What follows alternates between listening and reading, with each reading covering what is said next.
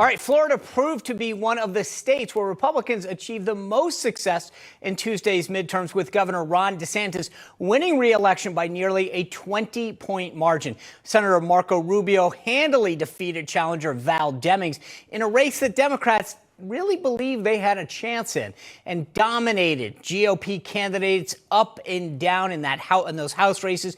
They won 20 of 28 throughout the state. One of the Republicans is Congressman Gimenez, who won re-election in Florida's 28th congressional district, defeating Democrat challenger Robert Asensio 64 to 36. Congressman, good to see you. Congratulations on your big win.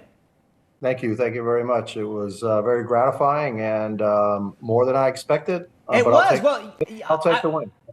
You should, because here's what I was going to say. You won by 2-1.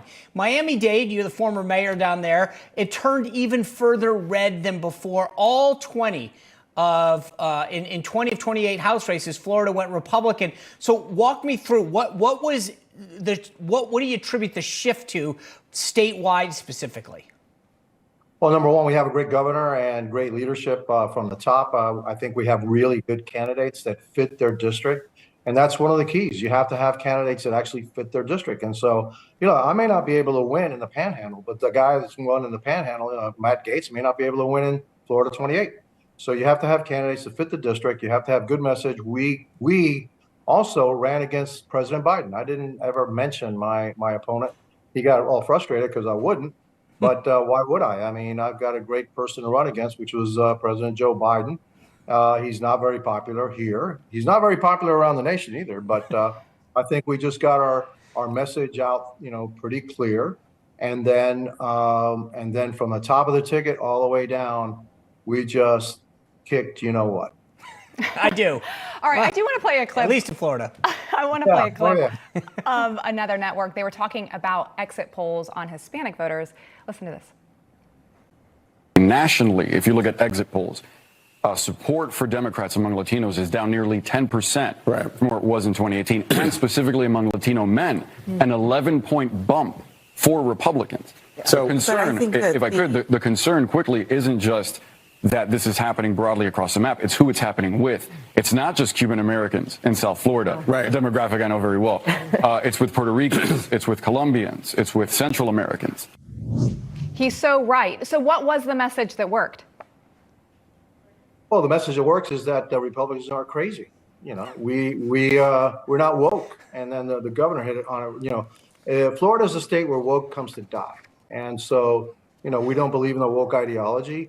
Hispanics want the same thing everybody else wants. We want economic opportunity, people of faith, we're people of family. We want to know what our kids are being taught. We want to have a say in our kids' education.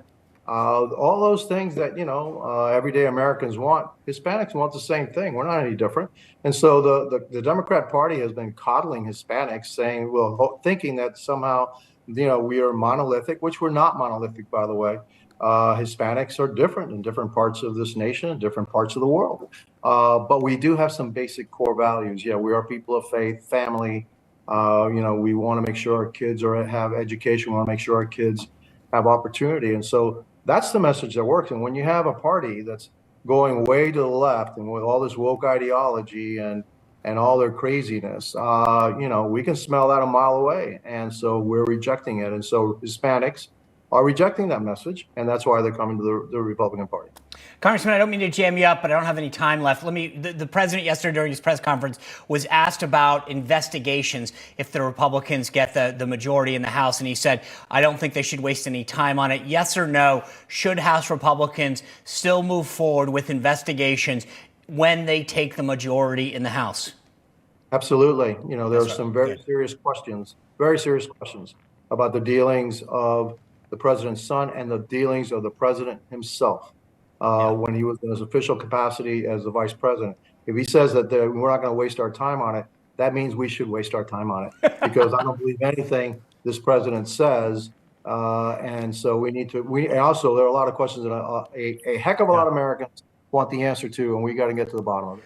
I love the way you answered that. That's spot on, and I think a lot of people watch and agree with you. Congressman, congratulations on your victory. I appreciate you being here tonight.